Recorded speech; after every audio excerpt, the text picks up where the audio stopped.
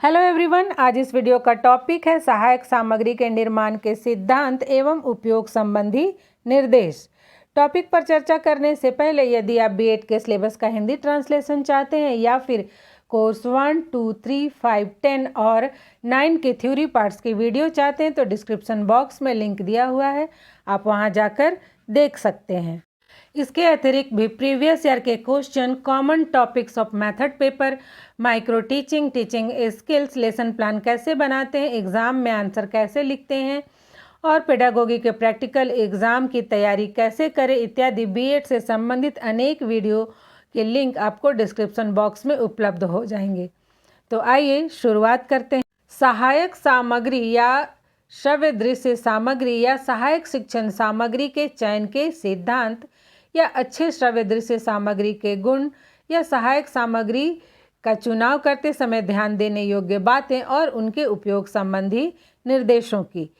मैंने अच्छे सहायक शिक्षण सामग्री के गुण संबंधित वीडियो पहले बना दिया था, लेकिन इस बार एग्ज़ाम में क्वेश्चन आए तो बहुत सारे स्टूडेंट कंफ्यूज हो गए, जबकि उसमें ही थोड़ा सा लिखने का तरीका चेंज करके लिखना था। आइए देखते हैं वो कौन कौन से सिद्धांत हैं जिनके आधार पर सहायक शिक्षण सामग्री का निर्माण किया जाना चाहिए। नंबर 1 है परिशुद्धता का सिद्धांत। श्रव्य दृश्य सामग्री या सहायक शिक्षण सामग्री परिशुद्ध होना चाहिए, अर्थात जब भी श्रव्य दृश्य सामग्री का चुनाव किया जाए तब इस बात का अवश्य ध्यान रखना चाहिए कि वह सामग्री प्रकरण से संबंधित हो। जैसे कॉमर्स पढ़ने के लिए विज्ञान के मॉडल का प्रयोग करना किसी भी दृष्टि से उचित नहीं माना जा सकता, अर्थात वो 100% उस टॉपिक का प्रतिनिधित्व करता हो, उस मॉडल को या उस जो एड्स है, टीचिंग एड्स है, उसका उपयोग करके छात्रों को उस टॉपिक से संबंधित जो भी बातें आप बताना चाहते हैं वो बता सकें। नंबर 2 है संबद्धता का सिद्धांत, अर्थात श्रव्य दृश्य सामग्री या सहायक शिक्षण सामग्री में संबद्धता का गुण होना चाहिए। श्रव्य दृश्य सामग्री विषय एवं प्रकरण से संबंधित होना चाहिए। जैसे यदि मानव हृदय पढ़ाना हो तो मानव हृदय पढ़ाने के लिए मानव हृदय का ही मॉडल प्रयोग करना चाहिए। सभी हृदय को एक साथ समझकर मेंढक के हृदय का मॉडल दिखाना गलत होगा। मतलब आप जो भी पढ़ा रहे हैं, जो भी टॉपिक पढ़ा रहे हैं, उससे पूरी तरह से वह आपका जो सहायक शिक्षण सामग्री है वो संबंधित हो। 3rd है यथार्थता का सिद्धांत, अर्थात रियलिटी। श्रव्य दृश्य सामग्री या सहायक शिक्षण सामग्री जिस वस्तु को स्पष्ट करने के लिए प्रयोग में लाई जा रही है वह उस विषय वस्तु का 100% प्रतिनिधित्व यथार्थ रूप होना चाहिए। यदि सामग्री में यथार्थता नहीं होगी तो वह उपयुक्त नहीं होगा। आप इसके लिए चार्ट पेपर भी बना सकते हैं, मॉडल भी बना सकते हैं या फिर मूल वस्तु भी ले जाते हैं।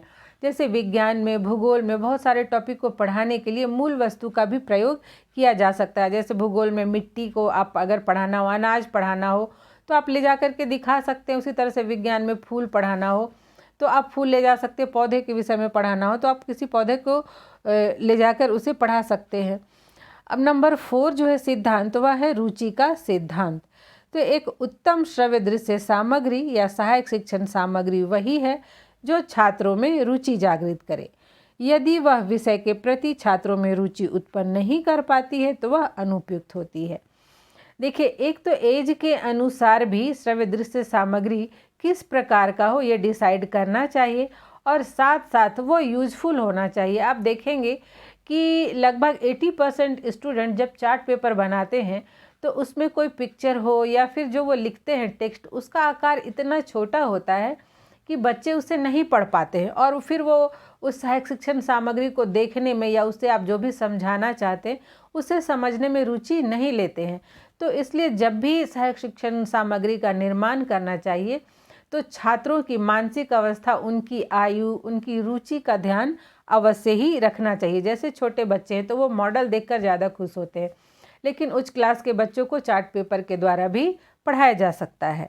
नेक्स्ट है 5th पॉइंट अनुकूलता का सिद्धांत। एक अच्छी सहायक शिक्षण सामग्री या श्रव्य दृश्य सामग्री में अनुकूलता का गुण अवश्य होना चाहिए, अर्थात वह न केवल प्रकरण के अनुकूल हो बल्कि छात्रों की आयु, उनकी योग्यता, क्षमता, समझ के भी अनुकूल होना चाहिए। नेक्स्ट है नंबर 6 कम कीमती अर्थात मितव्ययिता का सिद्धांत। सहायक शिक्षण सामग्री या श्रव्य दृश्य सामग्री ऐसी होनी चाहिए जिसकी कीमत अत्यधिक ना हो या जिसका निर्माण करने में अत्यधिक धन खर्च ना करना पड़े, क्योंकि कीमती एवं अत्यधिक महंगी सहायक शिक्षण सामग्री की व्यवस्था करना सभी शिक्षक के लिए अत्यंत ही कठिन कार्य है। तो ऐसे ही सहायक शिक्षण सामग्री का प्रयोग करना चाहिए जो कि आसानी से और कम खर्च में बनाया जा सके, उपलब्ध हो सके। नेक्स्ट पॉइंट है नंबर 7, छात्रों की व्यक्तिगत विभिन्नताओं के अनुरूप। तो श्रव्य दृश्य सामग्री या सहायक शिक्षण सामग्री छात्रों की आयु, समझ और आवश्यकता एवं ग्रहणशीलता के अनुरूप होना चाहिए। अर्थात आयु का तो ध्यान रखें ही, लेकिन यदि आवश्यकता हो तभी सहायक शिक्षण सामग्री का प्रयोग करें। ऐसा नहीं कि जरूरी ना होने पर भी जबरदस्ती ही सहायक शिक्षण सामग्री का निर्माण करें और बना कर ले जाए। और छात्रों की ग्रहणशीलता के अनुरूप भी होना चाहिए कि आपके जो भी टीचिंग एड्स है उसे देखकर छात्र आप जो ज्ञान देना चाहते हैं उसे ग्रहण कर सकें। नेक्स्ट पॉइंट है नंबर 8, उद्देश्यों की प्राप्ति के अनुरूप। तो सहायक शिक्षण सामग्री या श्रव्य दृश्य सामग्री का निर्माण इसलिए ही किया जाता है कि आप जो भी टॉपिक पढ़ाते हैं उसके जो भी आपने उद्देश्य निर्धारित किए हैं उस टॉपिक के, उस उद्देश्य को पूरा किया जा सके, छात्र उस टॉपिक से संबंधित ज्ञान को भली भांति समझ सके, अर्जित कर सके। तो इसलिए श्रव्य दृश्य सामग्री का चयन करते समय इस बात पर अवश्य ध्यान देना चाहिए कि यह अधिगम के लक्ष्य की प्राप्ति में सहायक हो। इसके द्वारा छात्रों को प्रकरण के समस्त बिंदुओं का स्पष्ट ज्ञान दिया जा सके, अर्थात उस श्रव्य दृश्य सामग्री से शिक्षण के उद्देश्य को पूरा करना संभव हो। आइए अब देखते हैं कि श्रव्य दृश्य सामग्री के उपयोग के लिए क्या निर्देश दिए गए, उसके निर्देशित सिद्धांत क्या क्या हैं। तो श्रव्य दृश्य सामग्री का प्रयोग सबसे पहले पाठ के प्रारंभ में भी किया जा सकता है, अर्थात जब आप कक्षा में शिक्षण कार्य प्रारंभ कर रहे हैं तो प्रस्तावना के स्तर पर भी सभी दृश्य सामग्री का प्रयोग करके छात्रों के पूर्व ज्ञान का पता लगा सकते हैं। छात्रों में रुचि जागृत करके शिक्षण के वातावरण को प्रभावपूर्ण बना सकते हैं। जैसे मैथ के शिक्षक हैं, यदि वो शेप्स पढ़ा रहे हैं तो उससे संबंधित शेप्स बना के प्रस्तावना कर सकते हैं या फिर उस शेप्स दिखा के प्रस्तावना कर सकते हैं। आप हिस्ट्री पढ़ा रहे हैं तो उससे संबंधित पिक्चर दिखा के या फिर कुछ ऐतिहासिक वस्तुएं हैं उन्हें दिखाकर आप प्रस्तावना कर सकते हैं। इस प्रकार से प्रस्तावना के स्तर पर भी यदि सहायक शिक्षण सामग्री का प्रयोग किया जाए तो शिक्षक क्लास के वातावरण को प्रभावपूर्ण बना सकते हैं। नंबर 2 है पाठ के मध्य में। तो जब आप प्रस्तावना कर लेते हैं तब फिर पाठ के मध्य में अपने विषय वस्तु को अत्यधिक बोधगम्य बनाने, स्पष्ट करने या फिर शिक्षण को प्रभावी बनाने, छात्रों के ध्यान को एकाग्र करने और उन्हें नए ज्ञान देने के लिए, नवीन ज्ञान देने के लिए और उनके अंदर की जिज्ञासा को शांत करने के लिए भी श्रव्य दृश्य सामग्री का प्रयोग किया जाता है। अक्सर शिक्षक पाठ के मध्य में ही श्रव्य दृश्य सामग्री का प्रयोग करते हैं। थर्ड नंबर है पाठ की समाप्ति पर। तो पाठ की समाप्ति पर भी श्रव्य दृश्य सामग्री का प्रयोग पुनरावृत्ति के लिए किया जा सकता है, सारांश लेखन के लिए किया जा सकता है या फिर गृह कार्य के लिए भी श्रव्य दृश्य सामग्री का प्रयोग कर सकते हैं, जिससे छात्रों को जो भी आपने ज्ञान पूरी कक्षा के दौरान दिया है यदि पुनरावृत्ति के समय उसका प्रयोग करेंगे तो उनकी स्मृति और भी दृढ़ हो जाएगी। आपने जो भी पूरे क्लास में समझाया है उसकी छाप उनके मस्तिष्क में स्थायी रूप से बन जाएगी। सहायक सामग्री के प्रयोग से संबंधित एक निर्देशित सिद्धांत यह भी है कि सामग्री अधिक ना हो।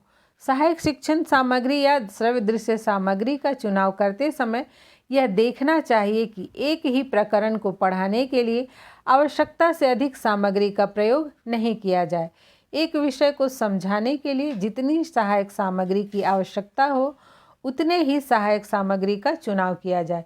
एक तो इसे बनाने में शिक्षक को अधिक समय भी लगेगा, खर्च भी अधिक करना पड़ेगा और पढ़ाने के दौरान उसे कब क्या सहायक शिक्षण सामग्री दिखाना है इसमें भी कन्फ्यूजन हो सकता है और इसमें अत्यधिक समय भी लग सकता है। इसलिए जितनी सामग्री की आवश्यकता हो एक टॉपिक को पढ़ाने के लिए उतनी ही सामग्री का प्रयोग करना चाहिए। और नेक्स्ट है नंबर 5 सामग्री के प्रयोग का ज्ञान। तो सहायक शिक्षण सामग्री या श्रव्य दृश्य सामग्री के प्रयोग से पूर्व शिक्षक को उसे सामग्री अर्थात उस सामग्री को उपयुक्त और कृत्रिम वातावरण में प्रयोग करके देख लेना चाहिए। यदि शिक्षक सरलतापूर्वक एवं प्रभावशाली ढंग से चुने हुए सहायक सामग्री का प्रयोग कर लेता है तभी उसका चयन किया जाना चाहिए, अन्यथा नहीं। जैसे आप अक्सर देखें कि प्रोजेक्टर से यदि कुछ फिल्म दिखाना हो या फिर स्मार्ट बोर्ड पर पढ़ाना हो तो जब पढ़ाते वक्त ही बहुत सारे टेक्निकल प्रॉब्लम्स हो जाते हैं और कभी कभी तो उसका प्रयोग भी नहीं कर पाते हैं शिक्षक। तो जब भी सहायक शिक्षण सामग्री का प्रयोग करें तो किस तरह से उस सामग्री के द्वारा आप अपने टॉपिक की व्याख्या करेंगे, किस तरह से आप उसका प्रयोग करेंगे, इसका ज़रूर ज्ञान होना चाहिए। उसका एक बार प्रैक्टिस भी कर लेना चाहिए, जिससे कि जब आप कक्षा ले रहे हों तो किसी तरह की परेशानी ना हो और समय भी बर्बाद ना हो। इसके बाद है नेक्स्ट और अंतिम भी कि निर्देशों एवं सावधानियों का पालन। तो जितनी भी सहायक सामग्री या श्रव्य दृश्य सामग्री है उनको प्रभावशाली ढंग से उपयोग करने से संबंधित जो भी निर्देश दिए गए हैं एवं सावधानियां बताई गई हैं उन्हें ध्यानपूर्वक पढ़कर भली प्रकार समझ लेना चाहिए और तभी उसका उपयोग करना चाहिए। और यदि किसी शिक्षक ने स्वयं ही किसी सहायक शिक्षण सामग्री का निर्माण किया है तो भी उसे देख लेना चाहिए कि इसे कब कहाँ उपयोग करना है और इसके द्वारा उसे क्या समझाना है, कैसे समझाना है। तब फिर जो उसका कक्षा शिक्षण का कार्य है वो अत्यधिक प्रभावशाली बन सकेगा। इस प्रकार से हम कह सकते हैं कि हमने जिन भी सिद्धांतों की चर्चा की या निर्देशों के बारे में पढ़ा, यदि इनको ध्यान में रखकर सहायक शिक्षण सामग्री का निर्माण किया जाए और आवश्यकता एवं परिस्थिति के अनुसार उसका प्रयोग किया जाए तो निश्चय पूर्वक शिक्षण अधिगम कार्य को अत्यधिक प्रभावशील बनाया जा सकेगा और छात्र भी संतुष्ट होंगे और इस तरह से प्राप्त ज्ञान उनके मस्तिष्क में बहुत समय तक स्थायी रहेगा। तो आशा करती हूँ ये वीडियो आपके लिए हेल्पफुल होगा। मिलते हैं नेक्स्ट वीडियो में, आज यहीं तक।